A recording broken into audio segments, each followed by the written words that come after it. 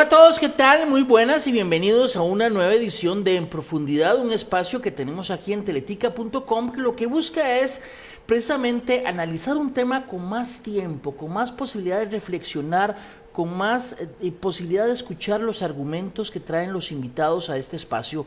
Hoy tengo el gusto de contar con la compañía de don Fernando Cruz. Don Fernando, como ustedes muy bien lo saben, es el magistrado presidente en la Corte Suprema de Justicia. Don Fernando, muchísimas gracias por atender nuestra invitación aquí en Profundidad. Con mucho gusto, muchas gracias más bien por la invitación.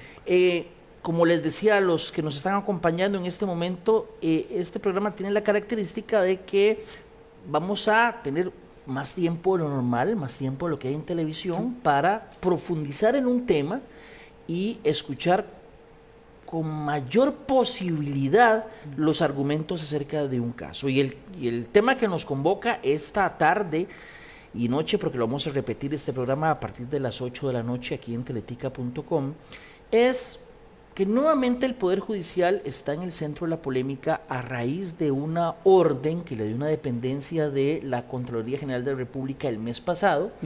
Voy a hacer un brevísimo contexto. La Corte decidió esta misma semana presentar un recurso de revocatoria y de apelación a esa decisión de la dependencia de la Contraloría para que la Contraloría misma conociera ese recurso. ¿Qué es lo que le ordena esa dependencia de la Contraloría, don Fernando, y por qué se le ordena?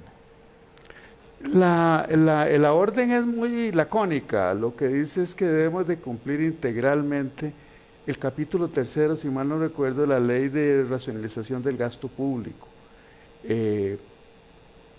A pesar de que nosotros establecimos una interpretación de esa ley en marzo del año pasado, de tal forma que en principio esa resolución está firme.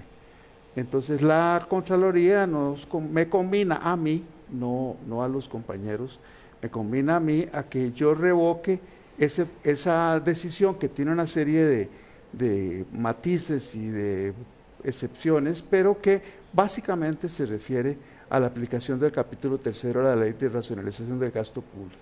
Vamos por partes porque puede ser en ocasiones un tema un tanto complejo y pesado, así que ¿qué le parece si vamos en orden cronológico? La Asamblea Legislativa, como ya es de todos conocido, aprobó una serie de cambios que se les llamó la reforma fiscal. Uno de los cambios que plantea, y me parece que es el medular en este tema, es que los incentivos que reciben algunos funcionarios públicos o los funcionarios públicos debe ser, ese aumento que sea en el incentivo no debe ser porcentual, sino que debe ser nominal. ¿Qué es nominal? Nominal es, si usted me corrige, un monto fijo. Un monto fijo. Digamos, a una persona se le hace un aumento de 20,000 colones al año, digamos, en el aumento. Gana 100,000, estoy poniendo un caso hipotético. 100,000 y se le da un aumento de 20,000. Ese aumento es el nominal. Así es. El porcentual es, por decirlo de alguna manera, ganas 100,000 y se le da un aumento del 10%, sí, por decirlo. Conforme va pasando el tiempo, cuando se aprobó el proyecto, el argumento es que al cabo de los años aumenta más el incentivo y el salario final si es un aumento porcentual. Y por eso es que se impulsa que sea un aumento nominal, un aumento fijo.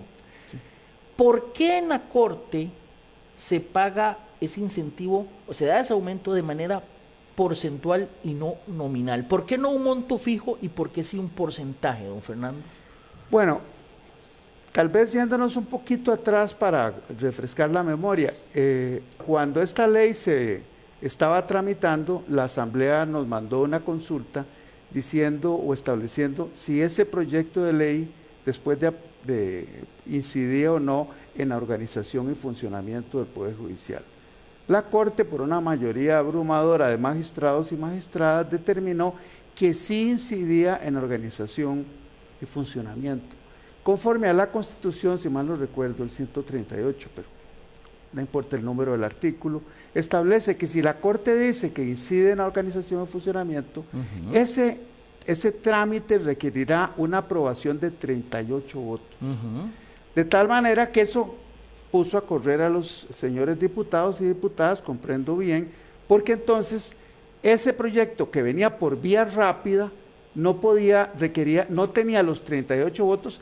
Y todavía un aspecto más de polémica que no está en el tapete ahora es si esos proyectos de vía rápida admiten la aprobación de normas que requieran 38 votos. En principio, no. Por esa razón es que la Asamblea, cuando aprueba la ley de racionalización del gasto público, lo que hace es, después del primer debate, consultarle a la Sala Constitucional una serie de aspectos de la consulta. Esa sentencia de la Sala, que tiene más de 250 páginas, le contestó a la Asamblea todos los puntos que fueron consultados. De tal manera que en uno de esos puntos, en uno de esos considerandos, la Sala le dijo a la Asamblea que a pesar de que la ley incidía en el tema salarial, habían dos leyes, la de carrera judicial y la de las anualidades, que se mantenían vigentes a pesar de la ley. Bueno, cuando la Corte ya tiene aprobada la ley, teníamos que tomar decisiones para ver cómo interpretábamos la ley. Entonces, en marzo del año pasado, con base en estudios que se hicieron en personal y jurídicos, se determinó que efectivamente se aplicaba la ley como corresponde, porque no hay excepciones, pero en la parte de dos leyes especiales, como la Sala había dicho que eso se mantenía vigentes a pesar de la reforma de esa ley, entonces aplicamos esas dos leyes. Ese es el tema central de la polémica, porque toda la polémica también circula alrededor de si eso fue lo que dijo o no dijo la Sala, que fue lo que originó que don Pedro Muñoz, el diputado, planteara una acción de inconstitucionalidad ante la Sala para revertir esa interpretación que la Corte le dio. Voy a ver si lo resumo y usted me corrige si le entendí bien.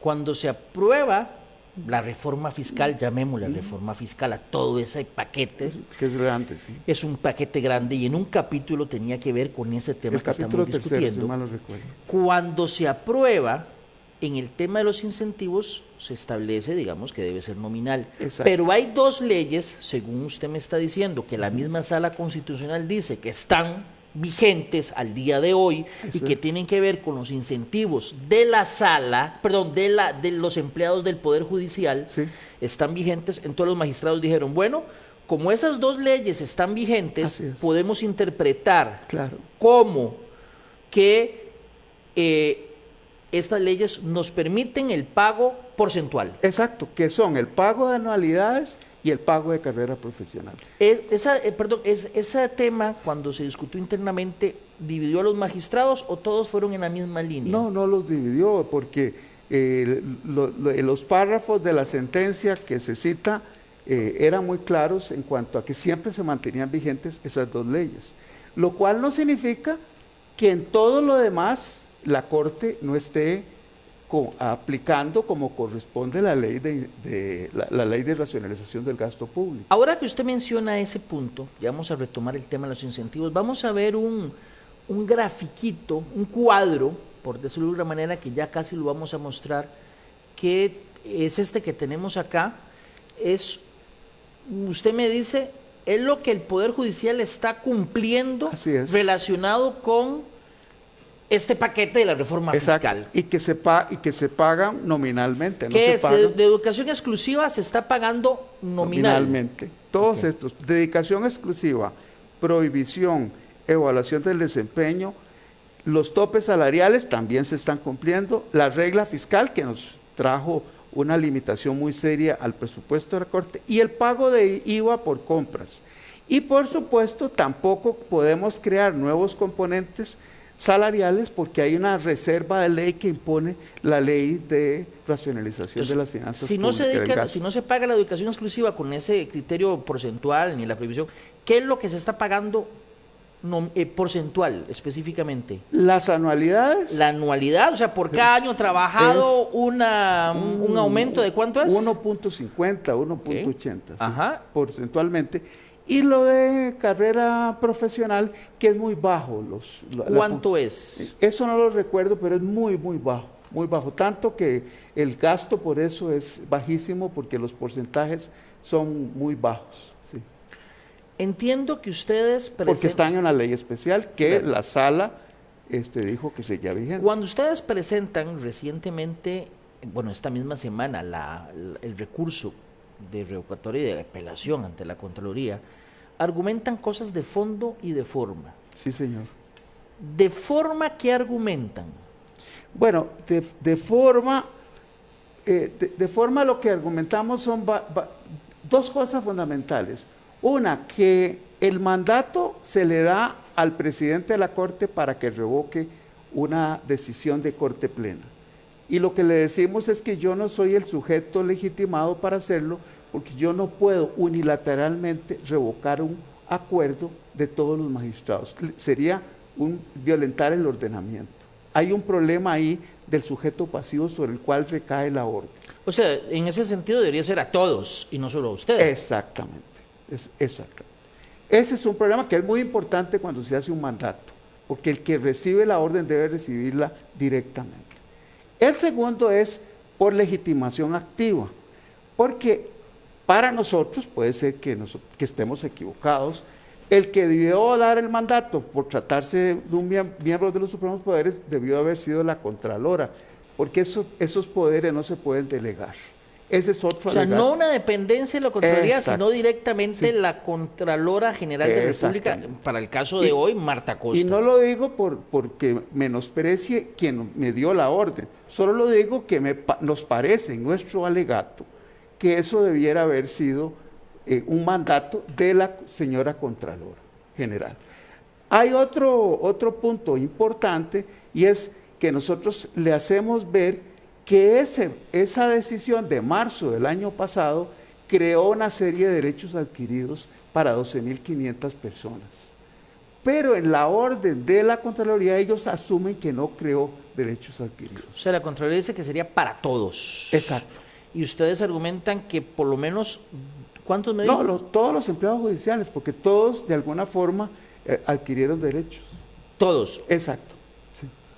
Y la Contraloría asume que en esa orden o esa decisión de marzo del año pasado no se crearon derechos, no se generaron ningún derecho adquirido. ¿Qué pasa si la Contraloría dice, la Contralora, me imagino que es la persona encargada de resolver este recurso? Bueno, le doy un argumento más. También le dijimos que no podemos acatar esa orden, o por lo menos tenemos dificultad para hacerlo, por todo lo que ya he dicho, porque además está subyúdice ante la sala ese acto que nosotros dictamos. Está pendiente. Está pendiente ante la sala. Y la sala no suspendió ese acto, más bien lo dejó vigente. Me llama la atención que esto haya ocurrido porque la Contraloría se presentó como coadyuvante activo en esa acción. O sea, como una parte, digamos, interesada en esa acción. Así o es. sea, no podría decir, no sabía yo que había algo pendiente. Exactamente. Ese es un tema de discusión. Viene un escenario que quisiera plantear. ¿Qué pasa si la Contralora dice, no señores, se tiene que cumplir esa orden parejo para todos? ¿Qué hace el Poder Judicial? Bueno. ¿Obedecer la orden? Claro, no, en principio, es más, ya yo estoy obedeciendo la orden. No, con respecto al tema de los incentivos en las anualidades. No, casualmente, desde que yo recibí el mandato, yo reunía a los grupos técnicos, comencé a ejercer el mandato, más allá de las objeciones o alegatos que hemos planteado por ser un Estado de Derecho, pero ya yo estoy ejecutando eso, con las dificultades que puedan existir. Ejecutando es que, digamos, ya a futuro... Que ya los reuní, les hice conocer eso, qué pasaría, cuáles son los escenarios para poder poner vigente a rajatabla en el próximo aumento anual, digamos. No, ya de inmediato. Lo que pasa es que cuando yo recibo... O sea, quitarle lo que ya se está pagando. Exacto, sí. ¿Eso cuándo se haría? Esa es la dificultad, hay una dificultad técnica. Decirle a la gente que se le pagó, no señores, hay que ver cómo hacemos para recuperar esa plata. Hay una parte que es recuperar esa plata. Hay otra que es cómo se ejecuta ese mandato cambiando todo el sistema de pagos. Y yo le pregunté a la señora de de personal, cuánto tardaría, y tarda no menos de 20 o 22 meses para poder hacer la adaptación al cambio. Y además hay una inversión muy grande en sistemas informáticos para poder Tan hacer. difícil, don Sí. Fernando, es que me cuesta mucho. Sí, sí, Pero yo sé. es solo nada más, tal vez un poco de ignorante en el tema, decir que es solo nada más, pero se le está pagando porcentual, sería decir, no señores, ahora va a ser un monto fijo. Ah, sí. ¿Por qué implica 22 meses? Porque hay que cambiar todo el sistema de pagos, que es un sistema automático. Usted no tiene idea de lo complicado que es eso. Pero en todo caso, supongamos que no sean 22 meses, supongamos que sean 6 meses. Bien, no se puede ejecutar de inmediato. Eso se lo estoy haciendo ver yo a la señora Contralora para que ella sepa que yo no puedo de inmediato hacer, lo cual no significa que no obedezca el mandato, es que la ejecución... O sea, la ejecución podría no menos de 6 meses. Por ¿no? lo menos, dejemos los 22 meses, los 6 meses. O sea, me da decir que cumplir con ese mandato podría durar en un escenario de 22 meses casi 2 años. Podría ser, sí. Eso es lo que me dice Pero la me suena encargada muy difícil, don Sí, Fernando. claro. 2 años de Bueno, implementar un cambio, sí. de no pagar en porcentual Bueno, y pagar en nominal. yo 2 años. yo me atengo a lo que me dice la Dirección de Tecnología y la Dirección de Gestión Humana. Eso es lo que me dice. Caramba, es mucho, me suena mucho. Bueno, 2 años. Bueno, Como vamos le a digo, ver. supongamos que sean 6 meses. Vamos Pero a- usted no puede cambiar para 13,000 O sea, personas. yo sé que no se puede hacer de un día para otro, No, ni de se- una no semana se para puede, otra, no, pero no. 22 meses. Pero además hay un montón de problemas de derechos adquiridos, de pagos de más, etcétera. Ok, digamos que... Ahora, le voy a decir algo más. Pero nada más esta consulta Sí, que la sí, tengo hace rato acá. Sí, señor. Si la Contralora dice, señores, no se puede, Sí. ¿qué sigue? O sea, ahí sí es cierto que Ah, sí, claro. siguen, pero No, yo tengo que cumplir. ¿queda algo más que hacer? ¿Podría irse ante la sala? No. Los que pueden hacer algo son los que son perjudicados por la decisión. No podemos nosotros como Poder Judicial plantear una acción judicial. No podemos. Excepto una, ¿cuál? que es la consulta por conflicto de constitucionalidad, nada más, Ante la sala. ante la sala, porque son los problemas de competencia entre O sea, poderes públicos. preguntarle a la sala, y usted me dice palabras más, palabras menos, si la Contralora puede darle Exacto. esa orden a la... ¿Cuáles son los alcances de la O sea, competencia? si las competencias de la Contraloría permiten decirle al Poder Judicial, haga esto. ¿Hasta dónde, desde el punto de vista constitucional, llega la competencia de la Contraloría y hasta dónde le alcanza al Poder Judicial? Oiga, ¿cómo reaccionó en redes lo de los 22 meses? A la gente le cuesta creerlo. Sí, Es que bueno, es demasiado. Bueno, eso es lo que me dijeron a mí y pueden ver los documentos oficiales que recibí de Gestión Humana, porque el tema salarial no es un tema fácil. La gente cree que es un asunto fácil, nada más de recoger y poner unos sobrecitos y dar. Eso no es así. Bueno, pero entonces Es durante esos complicado. 22 meses los anualidades... Para cambiar el sistema, para recoger ese dinero, etcétera. Yo no entré en el detalle, pero bueno, yo no estoy mintiendo porque los 22 meses me lo ponen por escrito. Pero durante esos 22 meses, cada vez que se haga un aumento de incentivo sería, mientras no esté el cambio, debería ser... No, el cambio tiene un proceso, pero por supuesto que ya no sería nominal, por supuesto, Ok. no sería porcentual. Entonces, un punto interesante en este tema. Si la Contraloría les ordena el cambio que harían, a no ser que vayan ustedes a la sala diciendo que, tienen una consulta acerca de si la Contraloría puede o no ordenar Esa eso, es la única acción que podemos ejercer. y la Un valoran conflicto- seriamente. Un conflicto de competencia. La estoy valorando yo para planteárselo a los compañeros.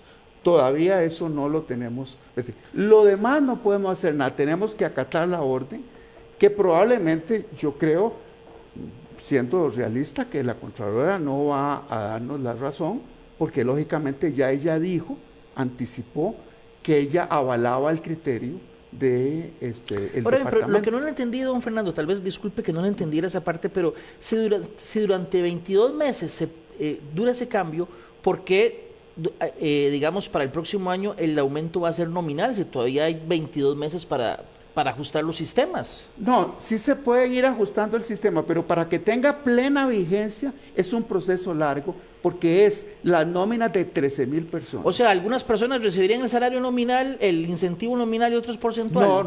No podría decirle cómo sería ese escenario. Porque yo digo, si dura 22 meses haciendo para el cambio, poder hacer en su totalidad. Exacto, hacer el cambio. Es como construir una carretera. Okay, para que esté lista esa carretera y hacer esos cambios, no se podría hacer el pago. Pongámosle que 22 meses es mucho. Para mí es demasiado, pero digamos que es lo que le dijeron los técnicos. Dejemos 6 meses. 6 meses.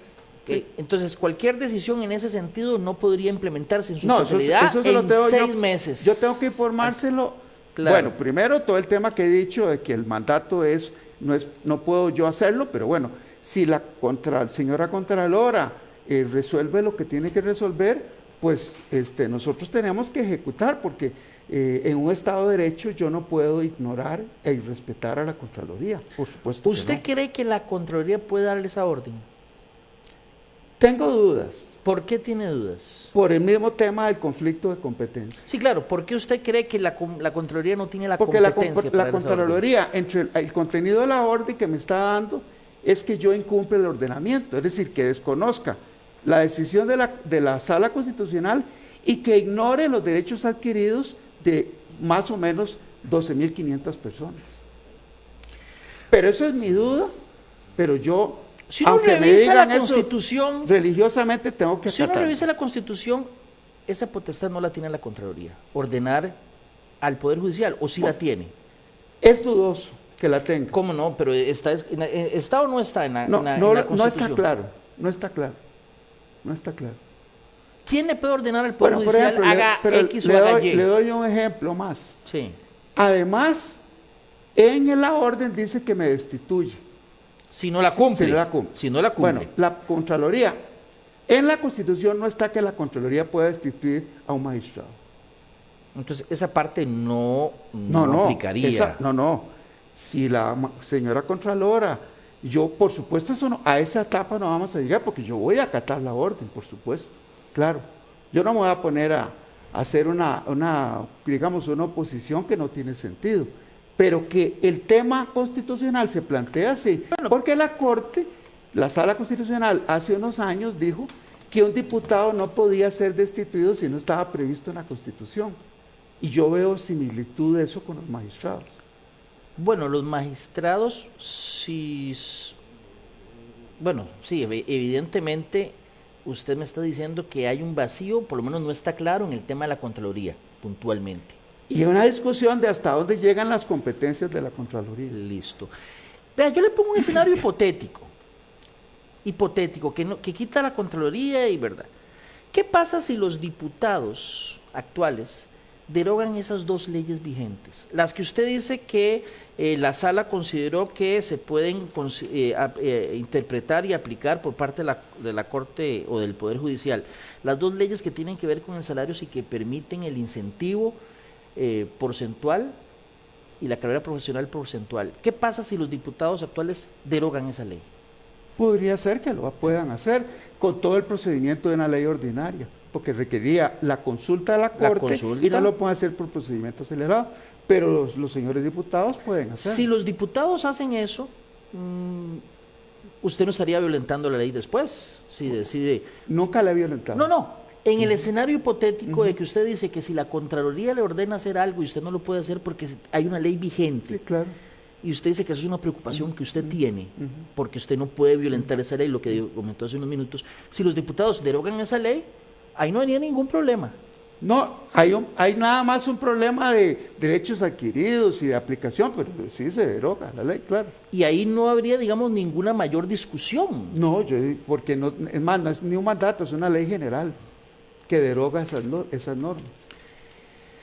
Vamos a ver, a lo largo... bueno, pero hay una discusión, un tema de discusión que está implícito, pero no muy claro en el fallo de la Sala, en la consulta. Y es, si el Parlamento puede determinar cómo es que se definen los salarios de jueces y de todos los funcionarios judiciales, porque recuerde que el Poder Judicial no solo son magistrados y jueces, sino que son fiscales, miembros del OIJ y otra gran cantidad de defensores públicos, etc. ¿Usted dice que sí puede o no puede la Asamblea? Yo en principio digo que hay una discusión ahí, se puede plantear una discusión. Vamos a ver, pero si una ley creada por los diputados establece cómo se puede hacer, por medio de la ley sí se podría. No, es que mi tesis es que supongamos que el escenario que usted me dice, la derogatoria de las dos leyes, ahí se puede plantear una pregunta. ¿Cuál? Los diputados pueden derogar leyes que regulan los salarios en relación a la independencia de los jueces, a la independencia judicial. Esa es una interrogante. Pero ¿quién puede derogar una ley? Los diputados Sí, pueden por derogar una supuesto, ley. pero la derogatoria puede ser inconstitucional. Caramba, pero es que usted mete el asunto en un laberinto complejo, evidentemente. Es que la ley es así. Pero lo que quiero decir es que los diputados tienen la facultad expresa de derogar ley. Estamos de acuerdo. Y si es una ley creada por ellos mismos, con más razón uno podría decir, caramba. Porque yo puedo derogar esa ley, pero la discusión es si yo puedo incidir en el tema salarial del Poder Judicial. Ese es el tema. Y en el derecho comparado ¿Usted cree que y en no? la doctrina hay una discusión sobre el tema de que el Poder Judicial es el que debe fijar cómo determina sus salarios. Es un tema muy discutido.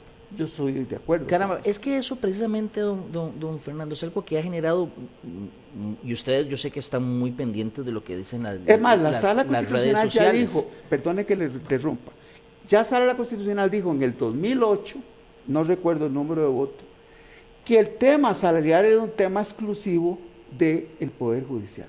Ya lo dijo. Lo que pasa es que ahí no hubo consecuencias. Vamos a ver. A largo plazo, el aumento porcentual de los incentivos, como digamos la anualidad, implicaría más gasto que el pago nominal de esos incentivos, a largo plazo. No hay pruebas de eso. ¿No cree usted que es? No hay pruebas. Pero Dígame dígame en la ley esta que se aprobó en el 2018, ¿a dónde está el estudio que dice que es más caro y que es menos? Pero eso no se hizo. Tal vez no haya estudio, pero si uno puede aplicar la lógica, don Fernando. La lógica me dice. No, la lógica se requiere que sea técnicamente requiere que vamos usted a la tenga... matemática. Sí. Vamos a la matemática. Bueno, pero en todo caso no importa lo que usted me pregunta. No se importa. No, porque le voy a decir por qué. Porque no? la Corte ya hace 3 meses, o 3 meses, un poco más, determinó que íbamos a mirar a un sistema salarial nominal. No, pero pero ese digamos, punto por eso está le bien. digo que ya la Corte, de su propia iniciativa, ante la situación del contexto político, determinó que nosotros estamos haciendo los estudios ya para migrar de un sistema con algunos rubros porcentuales a uno nominal. Ya la Corte eso O sea, definió. al final se va a pagar todo nominal. Claro, cuando se cambie el sistema salarial, cosa que no es tan fácil, porque al principio, para usted pasar a un sistema nominal, tiene que haber una mayor inversión. Por eso le digo que el asunto no es las cuestas no son tan claras. Si usted pasa de uno porcentual a uno nominal, al principio... ¿Y ya se está trabajando en esa claro, por supuesto. ¿Desde hace cuánto? Claro, desde hace 3 meses. Se está trabajando en esa migración. Absoluta, igual que hizo la Contraloría y no sé si el Banco Central. Ahora bien, pero yo le voy a decir por qué sí, y a no ser que haya entendido mal la matemática durante muchos años, cuando usted toma el aumento, el porcentaje para hacer un aumento de un incentivo, o de lo que sea, un porcentaje, ese porcentaje va a tomar el salario en ese momento y ahí van sumados todos los aumentos que ha tenido en los últimos años. Mientras que si es un tema nominal, es un monto fijo.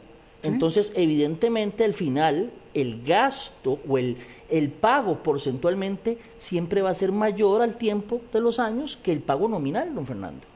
En principio sí, claro. Entonces sí, por eso no es que no había estudio, es que la lógica y la matemática lo dice, porque para hacer el pago porcentual se toma el salario, y ese salario puede haber incluido muchos aumentos durante los últimos 10 años. Pero yo voy a aclarar o 20 una cosa. años. Yo no tengo por qué defender el sistema porcentual per se, porque ya le digo que hace 3 meses la Corte definió hacer todos los estudios para pasar de una estructura salarial con algunos porcentajes, porque solo está en carrera y en anualidades, a uno nominal. Listo, para ir terminando, porque ha sido una interesante conversación, yo creo que enriquecedora, porque es importante darle la oportunidad a las personas, a los invitados que hablen. Aquí mucha gente me dice que por qué lo dejo hablar. Es que precisamente invitamos a las personas acá para que expliquen sus argumentos, qué tendría sentido si yo le interrumpo cada 5 palabras. Dicho eso anterior, nada más voy a resumir porque me parece importante dejar claro algunas cosas. Si la Contraloría resuelve que rechazar ese recurso o declararlo sin lugar, no sé qué término aplicará la Contraloría en su normativa interna, decide declararlo sin lugar, hay 2 caminos. Bueno, hay un camino: aplicarlo, digamos, y implementarlo en su totalidad podría durar no menos de 6 meses. Sí, aunque usted le dijeron que un escenario, digamos, muy posible o posible son 22 meses. No, y requiere una inversión. Okay. En este momento el Poder Judicial, ajustado a la regla fiscal, decreció más bien un 0.2% del presupuesto. El 0.2, por eso es que también nos adaptamos a eso, porque nosotros no crecimos en plazas y decrecimos en el presupuesto con 725 millones que el último ejercicio, el penúltimo. Ok, entonces implementar eso no solo costaría plata, sino que sería iluso pensar que sea algo que se haga en poco tiempo. No tomaría se puede hacer, así como meses, que para y un escenario excepcionalmente bueno serían 6, uno más realista, usted me dice, puede estar hablando casi de 22 meses, ¿sí? Casi 2 años. Sí. Eso, pero me dice usted que no descarta usted, aunque se lo plantearía a sus colegas y compañeros en la Corte y compañeras en la Corte, considerar ir a la Sala Constitucional para plantear la consulta si la Contraloría tiene la competencia para hacerlo. ¿Cuáles son los límites de competencia? Porque es la primera vez, es más, lo interesante es que sería la primera vez que se plantea un conflicto de este tipo. Pero es una apreciación mía, porque es para el futuro, para determinar hasta dónde llegan las potestades de la Contraloría frente a un acto del Poder Judicial firme, resuelto hace más de 9 meses, hasta dónde llega esa potestad. Esa creación, ya para quitarle un minuto más a don Fernando, hemos hablado bastante. En todo caso, usted puede repasar esta conversación. Aquí mismo apenas termina, va a quedar la conversación en esa línea de tiempo de Facebook en teletica.com, y en todo caso vamos a presentarla nuevamente a las 8 de la noche en esta misma página. Si bien es cierto, usted dijo que van a migrar a un sistema de salario único, sí, salario único, en donde, digamos, desaparecerían algunos de los incentivos y pluses, ¿verdad? Porque sería un salario único los demonizados porcentajes. Okay. Sí. Donde sería, normalmente el salario único es un poco mayor que al principio, es cierto. Eso, ¿en cuánto tiempo se podría implementar? Me imagino que va acorde con los 22 meses. No creo que se pueda implementar eso antes. Tendría que ir paralelamente, pero eso también, es que los salarios tienen un montón de problemas de aplicación concreta, etcétera, pero el plan se está haciendo y se está trabajando. Hay reacciones virulentas en las redes. ¿Por qué usted cree que se dan estas reacciones de la gente cuando toca este tema? ¿Por qué la gente ha percibido, porque la gente lo ha puesto en algunas oportunidades, que el Poder Judicial es como el rebelde en este tema de la reforma, junto con las universidades, por ejemplo? Bueno, la rebeldía nuestra no viene porque se nos ocurrió, la rebeldía nuestra viene porque la Sala Constitucional dijo que habían 2 leyes que se mantenían vigentes. No se nos ocurrió a nosotros, no es un capricho nuestro, sino que leímos como todo poder. Nosotros vemos la ley, porque tampoco vamos a preguntarle al Poder Legislativo, al Poder Ejecutivo, cómo es que interpretamos la ley, la interpretamos. En ese fallo de la Sala dice que hay 2 leyes que se mantienen vigentes. Ese es el principio de toda nuestra posición. Y por supuesto, vea si ha sido bien fundada en principio, que entonces don Pedro se fue a la Sala Constitucional a decir que ese criterio era inconstitucional, bueno, que esa es la vía para derogarla. Y además nos denunció penalmente por violación del ordenamiento, por prevaricato, a todos los magistrados que votamos favorablemente sus criterios. Yo sé que esto no le compete, digamos, directamente al Poder Judicial, pero hipotéticamente es posible, si si al final se resuelve como lo que quiere plantear la Contraloría, que los empleados judiciales por su propia cuenta planteen un proceso en la vía contenciosa. No, no le quepa la menor duda que todos los no como empleados, Poder Judicial, sino como sujetos, los sindicatos, como las personas privadas, todos esos, como es en un Estado de Derecho, van a recurrir a los tribunales, eso no me cabe la menor duda. No, si fuera el caso, no podrían ser menos de 6.000 demandas contenciosas y laborales también. Don Fernando, muchísimas gracias por sacar el rato de su apretada agenda para tocar este tema que ha tomado fuerza en los últimos días. De verdad, muy amable. Quería decir algo, una cosa final. Díganos. Muchas gracias por la entrevista. Yo quería expresarle a las personas que nos escuchan que yo soy el primero que respeta a la Contraloría. Nosotros lo único que hicimos fue plantearle unas preguntas a través de nuestra revocatoria y apelación. Cuando venga el mandato, tenemos que ajustar lo que corresponda. Todo lo demás tendrá que venir por acciones de particulares o de sindicatos.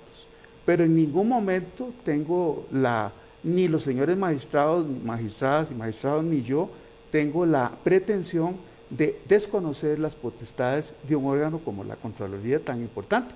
Pero en un Estado de Derecho, los interrogantes, los cuestionamientos, las acciones son parte de la vida en un Estado de Derecho. ¿Cuánto podría durar la Contraloría resolviendo este recurso? Yo creo que lo va a resolver muy rápido.